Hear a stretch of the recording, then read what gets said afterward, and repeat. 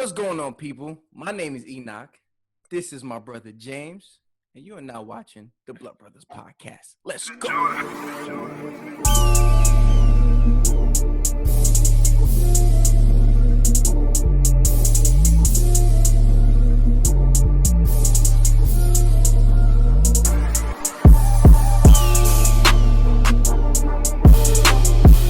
Welcome back to the Blood Brothers podcast, and y'all know how we do it before we get going. Let's bow our heads. Our Father in heaven, thank you for this day. We thank you for this opportunity. Use us right now. In Jesus' name we pray. Amen. Amen. What's good, bro? Talk to me, man. You know how it go. Our mission statement stays consistent as us. Empowering men to become leaders in society under God's law. Consequently, men, women, and children will all understand what the foundation of a man is really supposed to be. Shouts out to God. Sir. Yes, sir. We in this relationship series. It's getting good, bro. I like it. Is that last one dating? That was serious. I had a lot of conversation about that, but that was real good. But before we even get into the next topic, Okay. we gotta talk about something real quick, right? Talk to me. Let's go. So we was having a discussion. Me and my wife brought to me that she'll say technically she wouldn't consider us getting married first before sex. Now listen, it's a weird situation, right? So like how I talked about how we went to go get married and our parents told us no, right? So we have different thoughts about it. She claims that we in her sense technically no, but I say yes, and this is why I say why. Because I proposed to her, right? We went to go get married. Our parents said no. And then we took upon ourselves and we said, you know what? We want to make this covenant under God because ultimately that's what mattered the most to us, right? So we did that. And it wasn't like a play around like, God, we believe we married and that's it. Yeah. It was It wasn't that. It was a full commitment, understanding the consequences of violating the covenant. Gotcha. But she says, for this American culture, you could still consider it having sex before marriage. And I understand that. But from my perspective, I never looked at it. But because she was like, people can take that and say, oh, now I'm loyal to her, so we're married, so it's good. I don't got to go legally. Yeah, I get you. So ultimately, we're saying still you have to do it the legal way, but our situation was a little different. We actually tried to get married, and they told us no, so we just – it's almost like skipping the priest and going to God. We tried to do that, but at the end of the day, in our society, I guess you consider it having sex before married. But even then, after a week, we was like, nah, you know what? We believe you married, so we just going to go get married, whether they like it or not. We built that boldness and really did it because we wanted to do it society's or the right way in people's eyes. So yeah, that was it. But I mean, I wouldn't even say it's a little, it's deeper than that just because you have to understand, and which we're going to get into with the marriage series because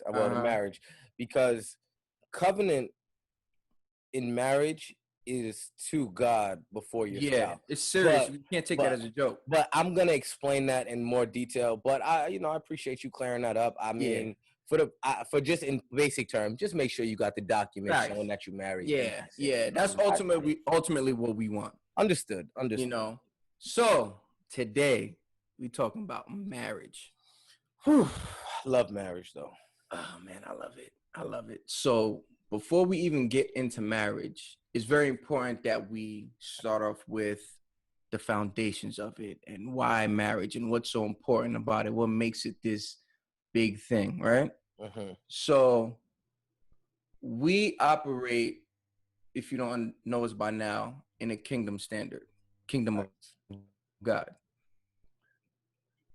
So our foundation, before we go off, I want to introduce biblically what marriage is. Got you.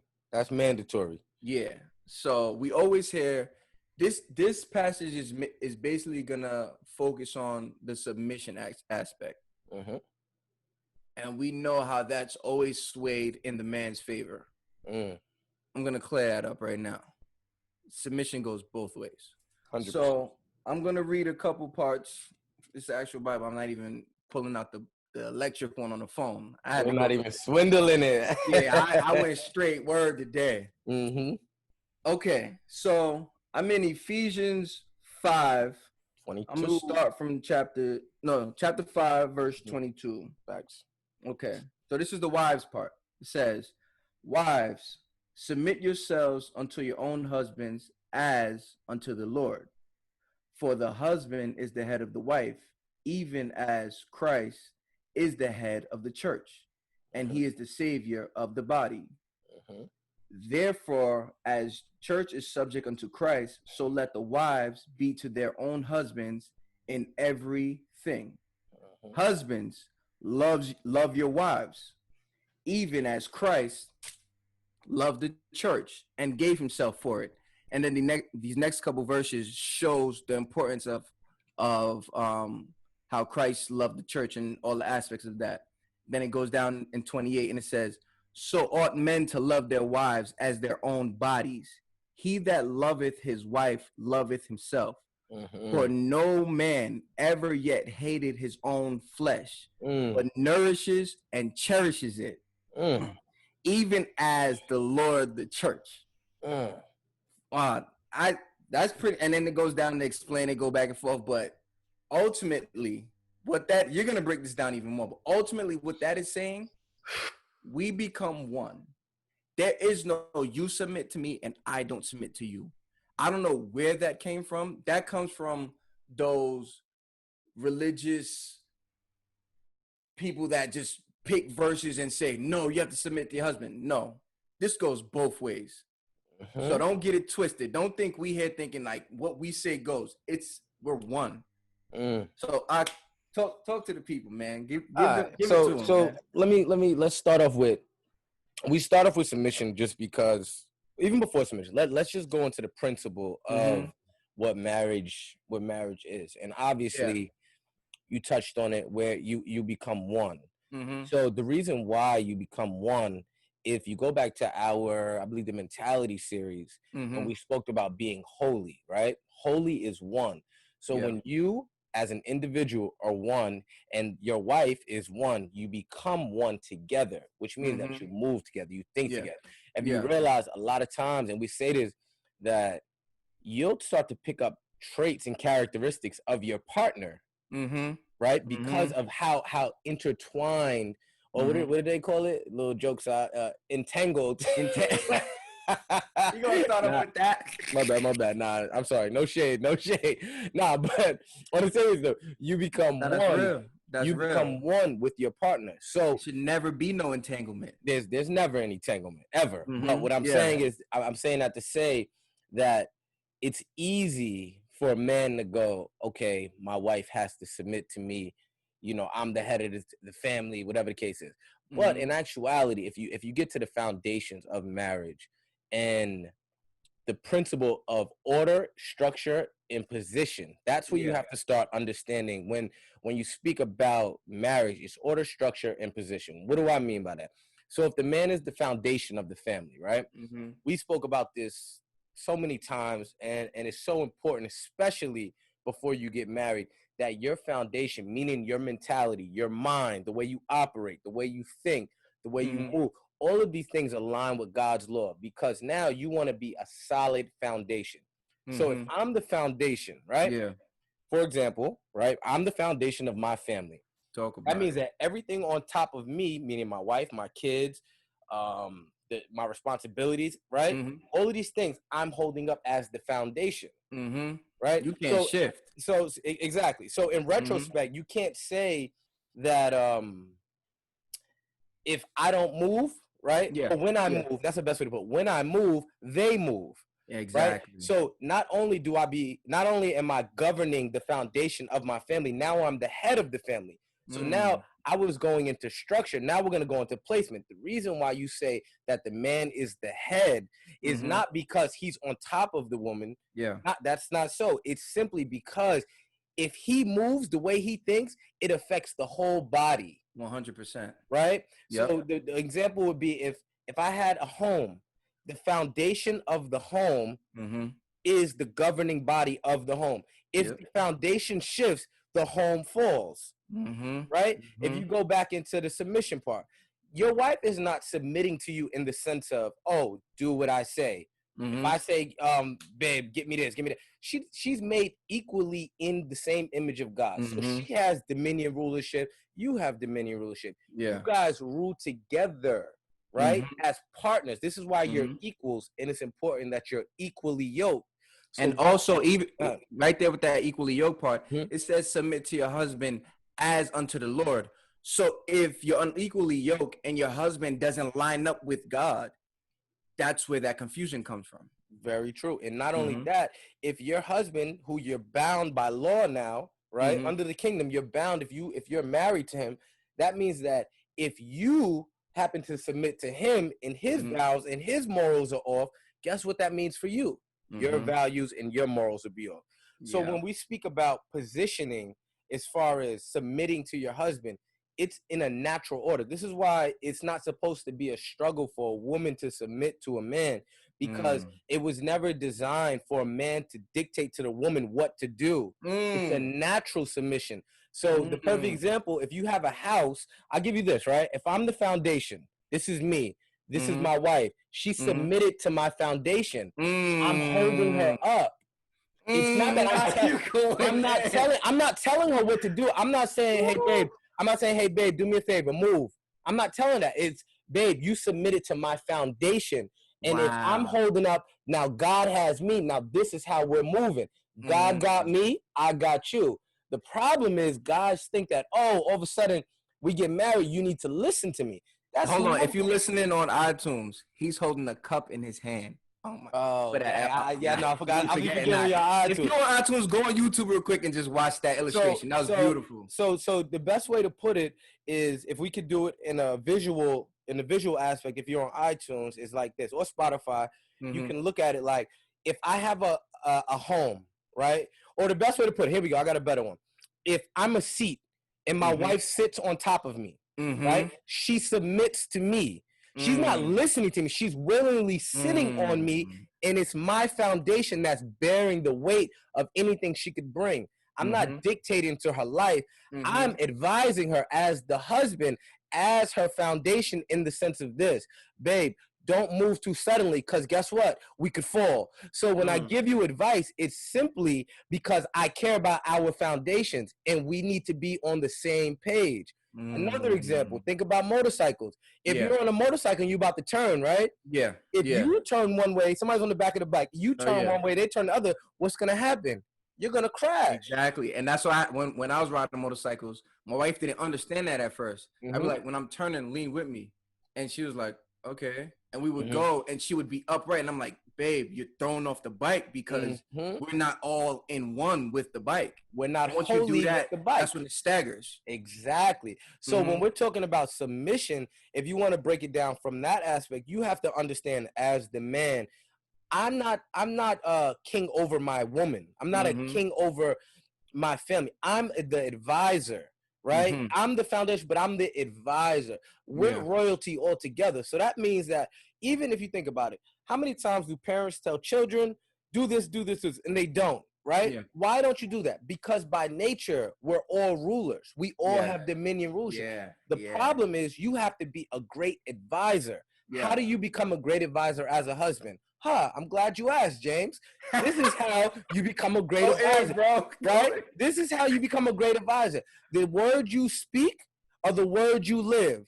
And I don't even mean it in that order. Live it, and then you don't even have to say nothing. She'll naturally gravitate to you, because she knows, listen, if my husband says it, he does it. And even before he says it, he's doing it. So when he says it to me, it has power. It goes the same thing with your kids. It holds weight. It holds weight. You can't expect anyone, especially women who are created with so much intuition and divine rulership, and women are so beautifully created. You can't expect them to submit to a broken foundation and she not back off. It's impossible. They're not going to do that. They can smell. Listen, women could smell, excuse my language, but they can smell a sucker a mile away. Right? That's true. Only time that they lose focus is when what? Their emotions get involved. Yeah, And what that happens, confusion, that the confusion. confusion. That goes with the sex thing. Thank you. That plays a trick on your mind, like, oh yeah, the sex is great, so that means everything else is gonna work out, right? Honestly, it's not even that the sex is even great most of the time. Yeah, not even that. It's more so women, when you allow a man to enter into your body, their spirit is entered into you. Oh, and yeah. then they have that spiritual connection, which regardless of what you want to say, it was a quickie, it was an in and out, one night stand, it doesn't matter. They entered into you, which is why every time you see that man, you feel a certain way. Exactly. But we're not going to get into... When he leaves, he does not leave. He doesn't leave. He's stuck with you for life, right? So when we're talking about the foundations of marriage, before you even get into a marriage, you need to be whole with yourself. And then you need to understand the governing principles of what it is to be a husband, right? Yeah. Because one thing about women, they come equipped to be wives. Ultimately, right? Ultimately, I'm not talking about before the confusion. I'm talking about their natural essence of them. They're naturally... they naturally reincarnate things, right? You give a woman a sperm to your egg, and then she gives you a baby, right? Yeah. You give her a house, she makes it a home. A home, right? That's what that's their natural intuition. That's what they do. They don't even have to try. So if you, as the man, being the foundation, right? Remember, you're the support system. You have to be in line with God, so God can be your support system. And then what happens is when the woman, she submits to you, she's not only submitting to you, she's submitting to God, not calling you God, but the God you serve. And that ultimately keeps her aligned with her purpose. She finds her purpose in your ability to create a foundation that she can become the woman she's destined to be. Not saying that they can't by themselves, because believe me, women have 20 times more drive, intuition, and power than men, realistically. I mean, you could just look at the statistics, right? I mean, that'll prove it. But besides that, we're trying to build men up to be the foundations, and understand that although you're the foundation, which is the bottom that bears the weight of the family, right? You're also the head, but it's not that you're on top of your woman. It just means that it was speaking about position, structure. You're the head because I'm in control of the foundation. So when I think or I do something like cheat on my wife, there's a crack in the foundation. That's where the problems lie. And with the whole submission thing, when I break that word down, I see it like this. Like the same thing as when you're in a relationship, you're on the same ship trying to go to the same direction. With submission, both of us are submitting to each other. So that means we are submitting to the mission. It's not just you and me, and then we just trying to figure it out. I'm submitting to you, you submit to me. Ultimately, we have a mission as a family to where we want to go. We're submitting to our plans, our missions, where we want to go, where we see our future. It's not just you, whatever I say goes, because I'm the man, you submitted to me. That's why the Bible says I'm submitted to you too. Because we ultimately, if we are one, we're trying to go to the same place. And if we're trying to go in the same place, we need to submit we have to submit certain things in our lives, like, okay, that doesn't work in our marriage.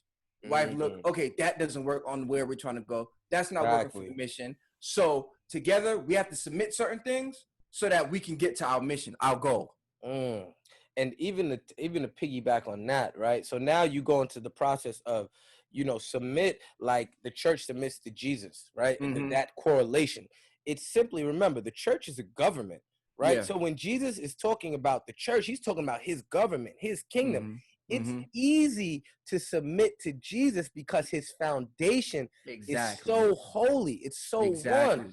And you, as the man, you have to govern yourself with the same authority, and not in the egotistical way, but in a way to say, listen, honey, I got a foundation. My foundation's in Christ, right? I'm governed by God's spirit. So ultimately, you'll never have to worry about things that are outside of his nature. What are we talking about? What is God's nature? He's not a liar. He's not a cheater. He doesn't hurt. He has he always has the best intentions for his kids. And if you really want to get technical, if from the original man, when you had Adam, the woman was pulled out of his rib. So he they're one. Yeah. You understand? Yeah. They're one. Yeah. She is Yeah. mine. So when I said to my wife, I basically just put my rib back. Baby, I got you. Yeah. I got you. Yeah. Don't worry about I got you like I got me. Because Yeah. we are one. But the problem is that men are so egotistically driven. Right? And that's why you hear men say, yo, why you always questioning me? She wouldn't have to question you if you were doing what you're supposed to be doing, if you're in right standing, like we say in the mission statement.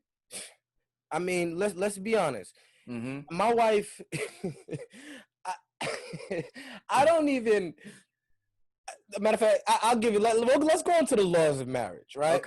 Okay. The first law of marriage: no argument should ever be about a character default. Oh yeah. Right? We have like arguments that make me question your character. That's illegal in a marriage. Forget marriage. That's illegal in relationships, but especially your marriage. Our arguments with our wives are so dumb. It's hilarious. Just when was that? What, Wednesday? I got mad because my wife gave me the wrong address. I called him like, yo, bro, she gave me the wrong address, man. She always do that. I'm like, yo, bro. He's like, yeah, I know, man, and get tight. But then he said one thing. This is how we always take accountability for everything. He was like, yo, but listen, I be getting tight too. But then you got to realize something. They always do that. So you got to take initiative and make sure you get the right address. I'm like, facts, you right. That's on me then. Love it. I mean, look, that's my fault. Bump it. No, because if my wife keep giving me the wrong address, eventually I'm not gonna take your advice. Even better than that, Kayla goes on our group text and she's like, "You're not mad at me because I keep giving him the wrong address, right?" Yep. And I said, because this is just my interpretation of it. I said, man, listen, if that's the worst thing we argue about, we got an amazing marriage, my boy. Great. Because we arguing about, hold on, we mad about directions. Listen, we must. I'm not saying we perfect, but geez, we up there. You know what I'm saying?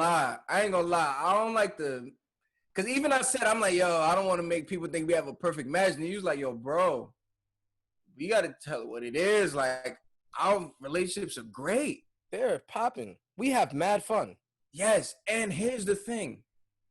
We are two different people, but we're following the same principles and we're having the same success. So obviously this works. Boy, say that again for them. Say that again. Listen to me clearly. Say that again. We have two different lives. Say that again. We have two different lives, two different wives, two different personalities. We're following a set of principles, the same principles, and the outcomes are the same. And the reason why, because obviously it works. So we're not speaking from just hypothetical, like, yo, if you just, maybe if you, no. These are principles. Can you define the word principle for the people? Listen, principles are law. Talk that origin talk, man. Listen. Principles are laws, okay? Mm-hmm. Yeah. Laws are beautiful. Why are they beautiful? Because they're consistent, right? They're so consistent and so profound. The laws of the kingdom, the reason why we're kingdom citizens is because we can follow these laws in America. We can follow them in China. We can follow them in Europe. Yep. They're going to get the same results. It doesn't matter who does it. That's a fact. It's effective. Yeah. Right? So what happens is people want to make their own rules and not take accountability and say, all right, you know what? Listen, I made that up. It didn't work. Yeah. And I got to reevaluate. Now, we can even get back to the principles of marriage. God created marriage. Yeah. He created the laws for it. Right? But even before he got into the laws, he created the laws of man. So you have to be governing. This is why we're saying your mentality and important. The spirit of God has to govern your mind, because what happens is by the time you get into a marriage, you're holy. You're one. You're one with your thoughts. You're one with your actions. So rule number one of, hey, there should be no arguments about character in your marriage. Yeah. That should be a principle that you live by. That's not supposed to just be to your marriage. It's supposed to be a principle you live by. Yeah. right? Here goes number 2. Here goes number 2. Always communicate honestly. Yes. Always. Yes. Always. Yes. And let me tell you, and I mean this with the most sincerity. And it's not just a principle that, like, a lot of these principles I'm saying apply to your marriage, but I actually apply these to all my relationships, but especially my marriage, because honestly, if I lose a friend, I could live with that. If I lose my wife, it's my responsibility, right? Yeah. Yeah. And I have a lot of responsibility when it comes to my family. Yeah. But when I say communicate effectively, if that's the best way to put it, that means, let's be honest. Yeah. What do you want out of your wife? What does she need from you? In an honest communication. And that's solution based.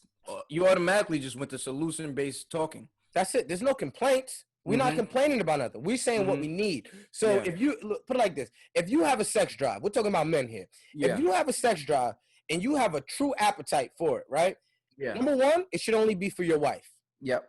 Right? Yep. You shouldn't apply your sex drive to anything else other than your wife. Right? But you have to be honest with your wife about what you want.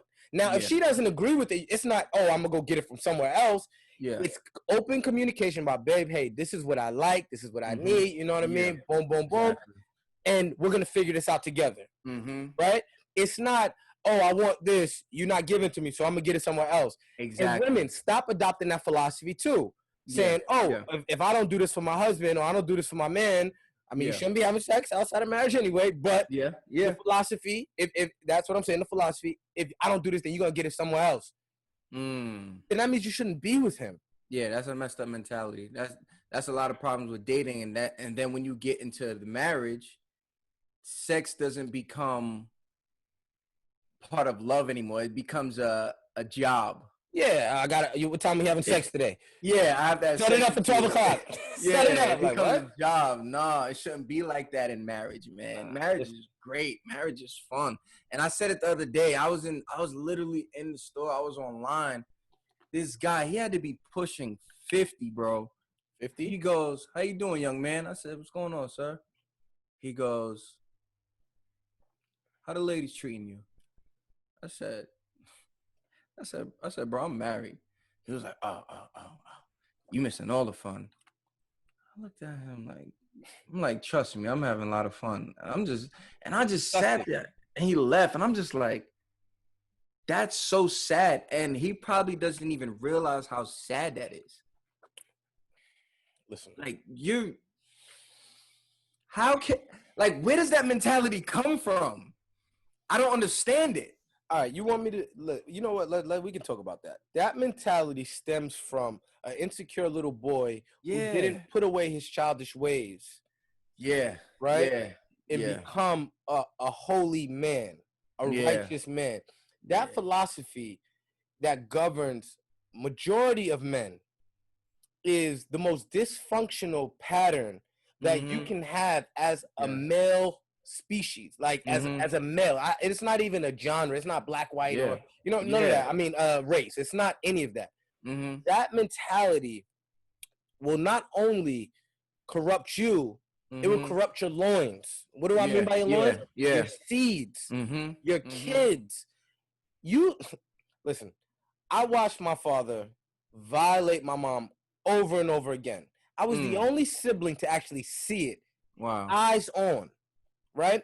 And when I tell you the memory of it plagued me to this day, it's the reason, and I hate to, it's not that I'm giving it credit, but it's the reason marriage is so sacred to me, because I know what it did to me as a child.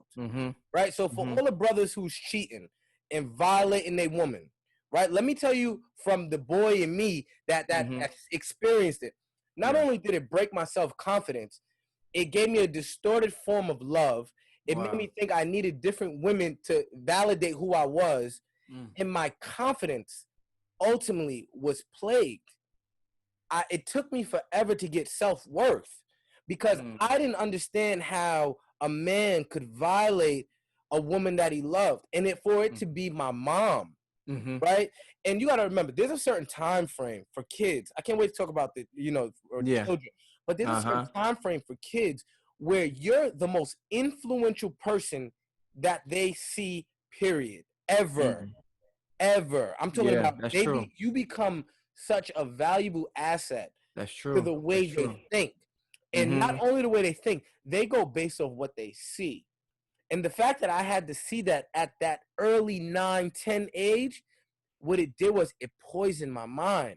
It really put a real, I don't even know the words to explain it, but the only way I can say it is my confidence in myself was so low because I felt that when he violated my mom, he broke my heart. He ultimately violated you too. He violated me, right? And I couldn't wrap my head around until I got older. So when we speak on men being honorable men, there's so many repercussions behind you not being an honorable man that you don't want to be that man that look back and go, geez, all the decisions I made, the carnage I left behind, I can't believe it, and it burdens me now that I can look back and go, dang, man, I wish I wouldn't have did that. But we're not going to go into that. We'll go into that in another relationship, a little side note. Yeah. That's good, too, because it's crazy that you can have that perspective because I had my father be loyal to my mom, and that brought me to the importance of marriage. And it's crazy how you seeing your dad violate your mom made marriage that important to you. And it's crazy how it's two different sides, but it's on the same coin too. It's crazy. No, that's true. Crazy. But the thing about it is, I'm a firm believer in this, that you learn from conviction. I don't believe you can truly make a change until you're convicted. And I say that because when I was in my situation, I was young, but I never made an excuse for it. But it was the burden, even to this day, of knowing that I'm not with my son every day. That keeps me in line. Right? But I don't ever tell anybody to go down that path to learn the lessons I learned. I want you to be wise and don't make that mistake. So that way you don't ever have to feel what I feel on a daily basis, because I can deal with it doesn't mean that you can. Totally different. My mental state is I'm really a lion. Like, it's not, I don't play. Like, I'm very disciplined in my mental space. I don't even entertain majority of the things that I see or hear. Right? They don't even, I don't let it get into my subconscious. I'm very big on the subconscious mind. So because of that, I allow God's spirit through studying, through listening to the word, through listening to what is the truth on who I am, more than my history dictating to who I should become in the eyes of my history, right? Because they always say, like, what is it? The fruit don't fall too far away from the tree. But this fruit, it fell from God's tree. Okay? And I was ready to make sure, and I was willing to say, like, at the end of the day, as a husband, I'm going to make my vows to God first, which leads me to the last principle of marriage, which is God above all, which is your saying, right? But you have to let God be the foundation of your marriage. Now, this is very vague as I'm saying it, but I'm going to specify for you. So that way you guys are not confused. Really when you say God is your foundation, we're talking about his spirit governing you. That means that you don't have multi-personalities, right? That means that your integrity is unmatched. Right? So my wife can know, it doesn't matter what time I go out at night, which, I mean, I'm always, put it like this, I'm always respectful. I'm not going to be like, yo, I go out 3 o'clock in the morning. Trust me. That's not what I'm talking about. I'm just putting it in perspective. Even if you did, though, she wouldn't have a problem. She wouldn't have to question me because she knows my integrity, right? So when we say God is the foundation of it, it means that you're not leaning on your own understanding to govern and be the foundation of your marriage. You're going to seek his wisdom to govern your marriage through his laws, because at the end of the day, he created marriage, so he knows the principles behind it, not you. Right? So even though I'm a solid foundation, my foundation isn't because of me. It's because I'm in tune with my creator. I'm in tune with my pops. He did that for me. So when I give thanks to him, it's not thanks because, oh God, you made my mind this way or no.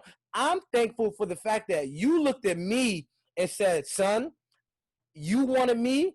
I always chose you, and I'm putting the steps forward to connect with you. And the fact that I take that initiative Now, guess what that does? When I look at my wife and my kids, now when I speak, it has power because I didn't have to tell my wife, hey, listen, I'm going to follow God. No. My life's going to be a reflection of who governs my mind. Yeah. So my speech is going to reflect it. My actions are going to reflect it. Everything that I do, the way I treat my friends, the way I treat my family, it's going to be a reflection of who lives inside of me. So when we say God is the foundation of your marriage, it's not just talk. It's not just talk. It has nothing to do with what you say. It has everything to do with what you do. And not one time. I'm talking about your patterns. Your patterns have to reflect who God is in your life. Anybody could do charity one time, right? Anybody could do it 2 times. But I've been rocking with God for so long that it's just my pattern. His language comes through me. He talks to me, so that's what comes out of me. My relationship, it's a reflection of who he is. So ultimately, my marriage is a reflection of who he is to me, which is why my wife respects me. Yeah. She sees it.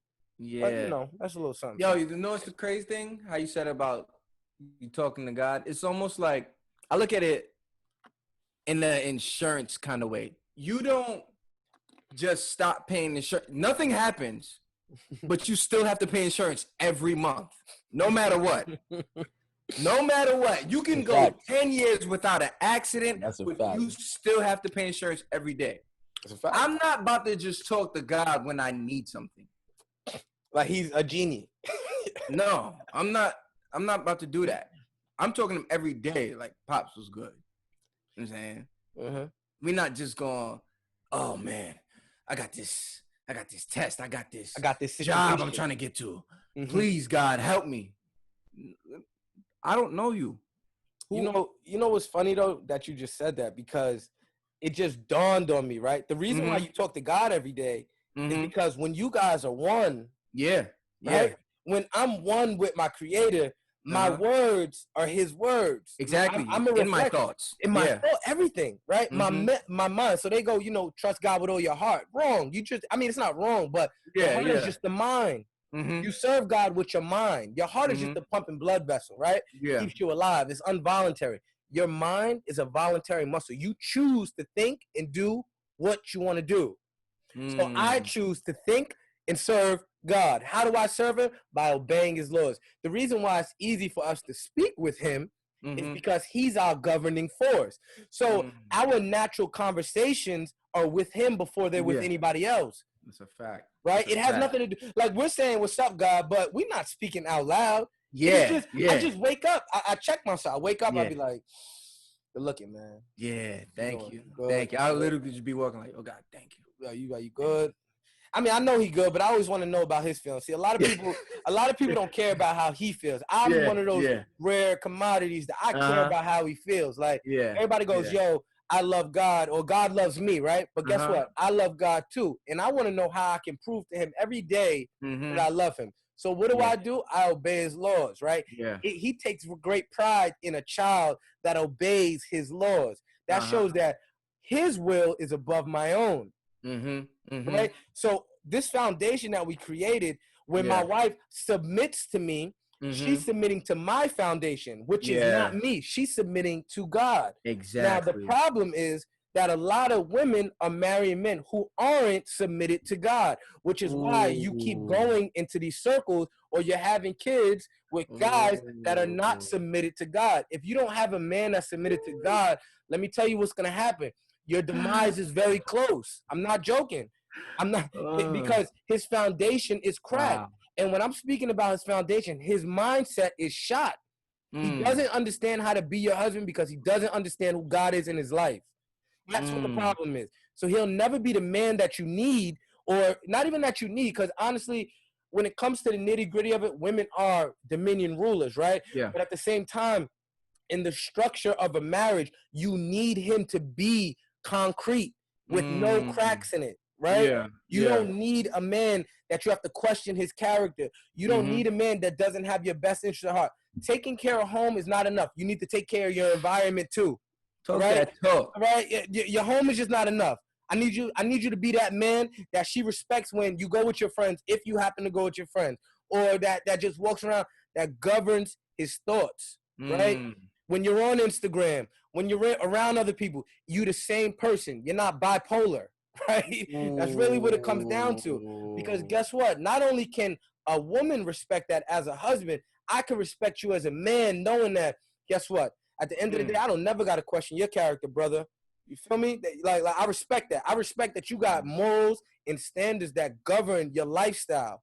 And the fact that you refuse, that a lot of men refuse to submit to God in his laws, that's why you're in the position that you're in, right? And you're acting like everything's all good, but truth of the matter is you're broken. You're infected.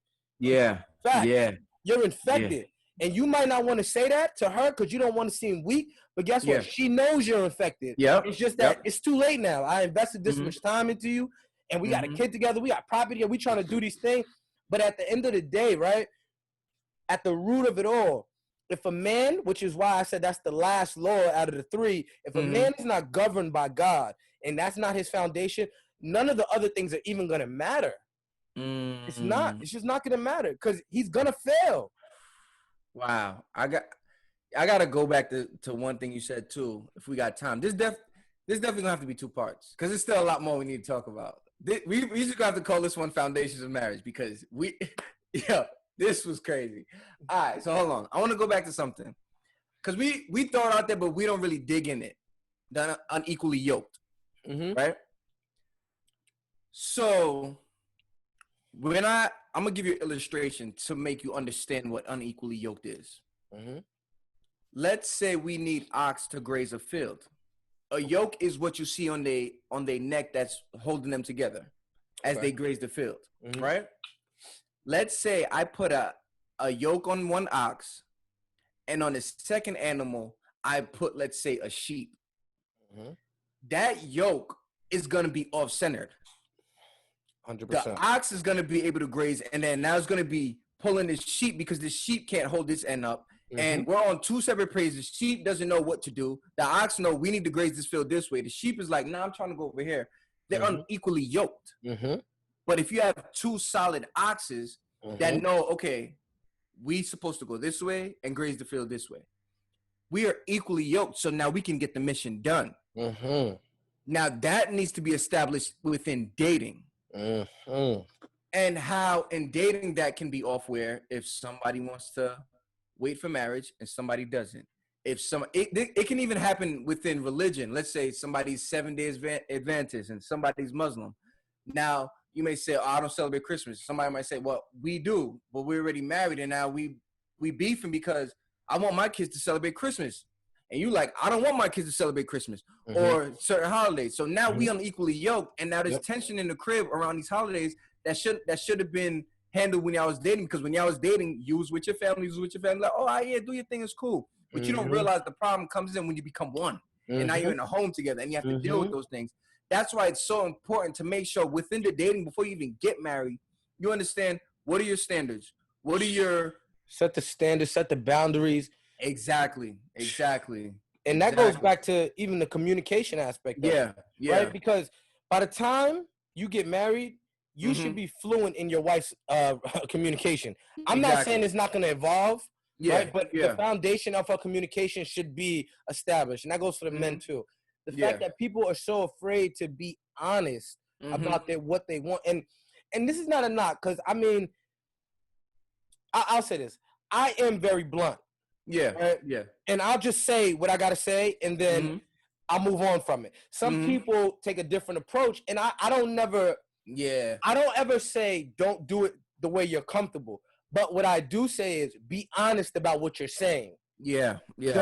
Don't sugarcoat something that is severe to you because you're afraid it's going to hurt someone's feelings, especially in your marriage.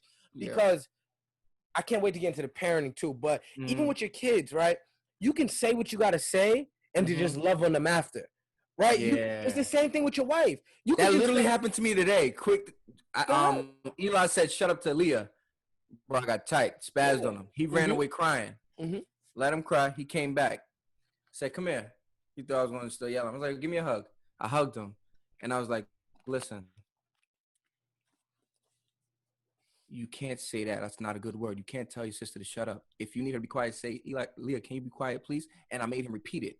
so that he didn't come back scared. Because he came back at first, he was like, "Am I still in trouble?" I was like, "No, give me a hug. I want to correct you. I had to discipline you, but now I have to correct you." Listen, but see that approach, I call it the punishment and the correction. We can't even get into that because it's gonna be. We'll talk about that when we get into parenting. But it's the same thing with my wife, right? And for her too. I mean, for very vice versa. I'm saying I don't mind her telling me what she got to tell me. But I always say this. I go, what you're gonna say to me, make sure it makes sense because I am very practical. So if you're speaking to me out of emotions and not practicality, I'm not gonna receive it. Right? Because emotions, they come and go. They're not consistent. But a concept, it'll stay the same regardless. So I can address certain things with my wife and explain to her, hey, this is the same concept as that situation that happened 2 weeks ago. So then I'll be like, I need you to learn from that. And the vice versa goes for myself. But because I possess that ability to identify concepts in different situations, the way my brain is governed, it allows me to learn quicker from situations than say someone else who needs a few more time, like a few more steps or whatever you want to call it. But this is why it's important to, and I'm guilty of it too. Like with patience, I have very short patience for adults.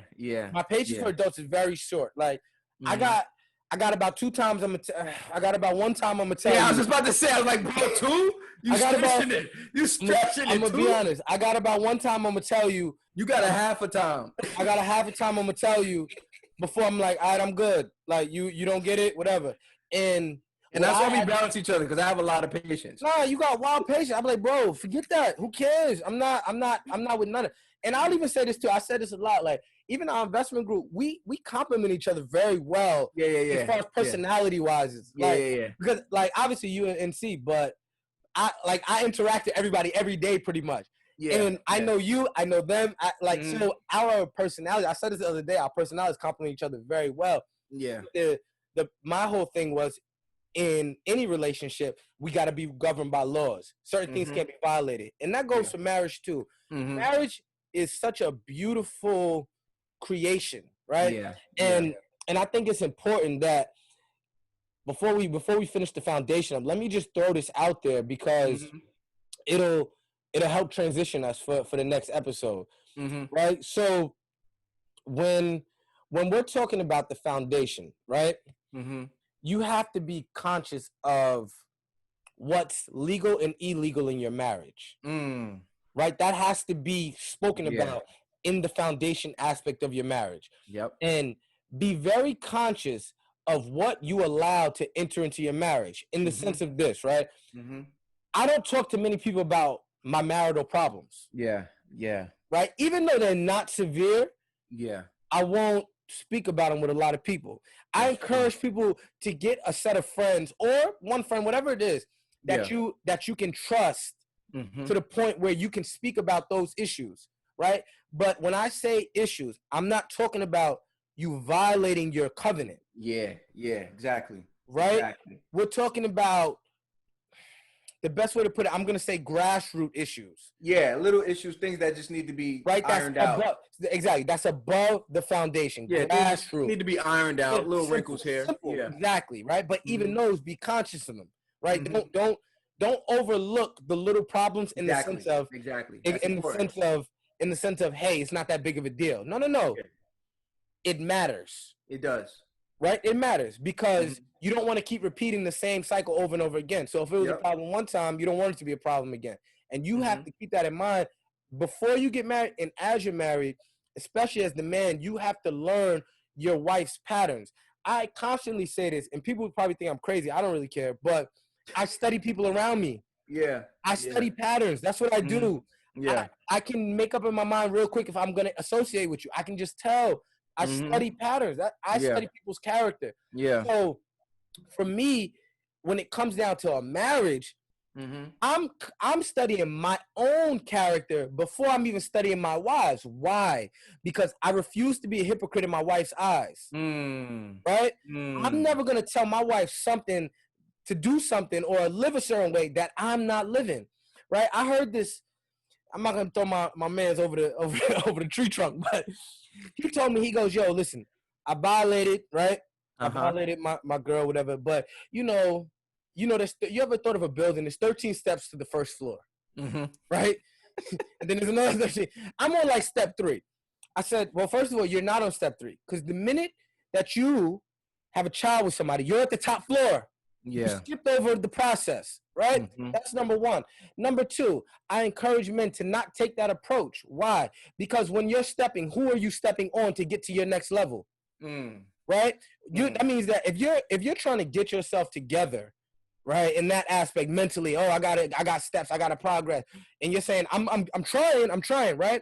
Along the way, you're gonna violate your girl, right? You're gonna break your kid's heart. You're actually going to be going in a circle. You're not going to be taking steps because you're going to stay at that one step for how long till you get to the next step. That's right? true. So what you need to do is go, okay, I need the elevator version. How do I get the elevator? How do I get to the elevator, get to the top floor, right? Yeah. And it takes extreme discipline, hyper focus, mentally focused on the goal. What is your goal? My goal is to be a man that I would want my daughter to marry. Yes. Right? If you have a daughter, be the man that you want your daughter to marry, right? And if you're a guy and you have sons, be the man that the man that you want your son to become, right? And if you do that, what'll happen is you'll set a standard for them that is a normal mentality. So for example, if I'll give it to you in materialistic terms, if your daughter is always wearing Gucci, if a man comes and brings her Levi's, she's gonna go, "What is this?" Exactly. Like, what is that? They definitely unequally yoked. Come on, hello, right? And let me tell you what that does as a man. What that does for you is that protects the next generation. That protects them, right? So now you know for a fact, if my daughter brings a man to me, he's grade A. I don't even got to be mean. I don't got to show him my gun, and I don't got to shoot him because my daughter would never bring to me nothing that's not up to the standards because I raised her. The standards. I set the standards for her. Same thing to go with my son. I know what's expected of you, but the expectation that I have of you will not be null and void by my mentality nor my lifestyle. So I have an expectation for my son. I'm already becoming what I expect my son to be. So all he's gonna do is use me as a what do you call let me think a good word. A trampoline, right? I'm gonna be his trampoline to just I'm going up, but I'm already living what I expect him to become. So what it does is become a natural, it becomes a natural vision for him, and he'll never have to look back and go, I wonder what kind of man I gotta become, or what do I have to do? I'm lost. I gotta figure this out. My father showed me. Exactly. I can't see, but look, my father, he showed me. My father showed me. My God, my creator, he showed me what to become. I'm a mirroring image of him, which is what I'm going to be for my kids and my wife. But I'm going to chill. And that's why you see there's situations where a couple have children and either the mother or the father is bashing the other person about the child. You wouldn't have to bash them about the child if you went into the relationship looking, would I mind this person raising my child? That's true. If you think about that, go into the relationship, now you want to have active sex, cool, that's on you. I say you should wait. But are you okay with this person raising your child? And if this person is the same gender as that person, would you mind if they became that? With my wife, I hope my daughter becomes like her. Like, I hope. Facts. Like, I want my daughter to be like my wife. Be like mommy, because mommy's a great example. 100%. Exactly. 100%. And my wife wants my son to grow up to be like me. 100%. And think about it like this too. You guys are better together. So the expectation isn't just you. It's y'all. Exactly. Because your wife influenced you to be the man that you are and vice versa. So what'll happen is the children get the best traits of each parent. Exactly. So they're not even going up to your stand. They're superseding anything you could become because you didn't become that by yourself. Right? And when you start adopting that philosophy, now you're really thinking on the sense of my children, when you tell them you could be whatever you want, they really start to believe it. right? It's not a thing where I got to question if I could really become this. No, what you want to be. And I caution many people, and I hope you guys hear me, especially men, don't live through your child. We'll get into that. Yeah, we're gonna get into that. We're gonna get into that. Don't live through your child, right? Yeah. Become the man that you were supposed to become, so they can become the adult that they're supposed to become. Exactly. Right? Don't do that. And if you become the man that you're supposed to become, right? You'll never have a character argument with your wife. Your communication will be efficient, and ultimately, for you to even have those two characteristics, your foundation has to be rooted in God, in His principles, in His laws, right? Because at the end of the day, if you really want to get to the nitty gritty of it, if you don't believe God is the root of all of this, give Him His oxygen back. Give Him His oxygen back. Nah, you don't think? Give Him His oxygen back. You don't think my pops rule on this? Give Him His oxygen back. And then let me know. Facts. Let me know how. Try to wake yourself up on your own. Wake yourself up. Do me a favor. Wake me up. I got it. Touch your heart and go beat. Beat right now. Pump the blood. All right? So let's stay humble, man. And let's understand that this position that we're in is God-given. And it's a lot of responsibility. And it shouldn't be taken lightly. Being a husband is one of the greatest. If after being a father, it's the greatest responsibility you will ever take on. Ever.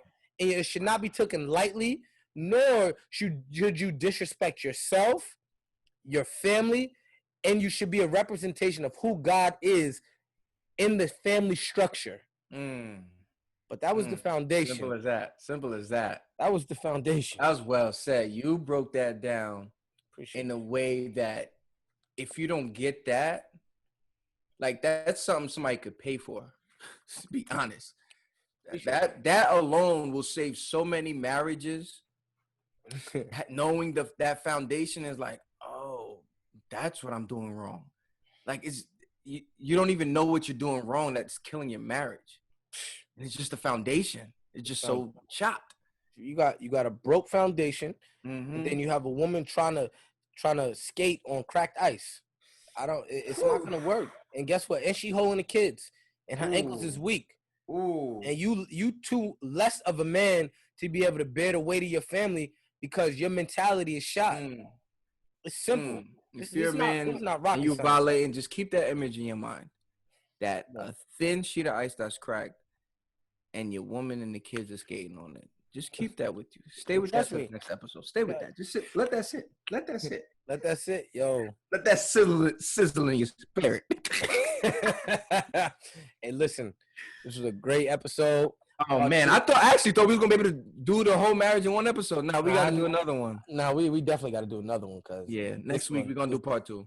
This is real, definitely. This is. I pray that this is the one that it changes the community.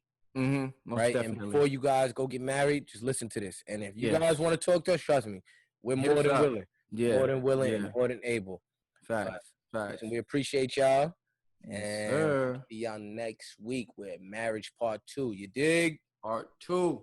Well, holla. Yep. Later.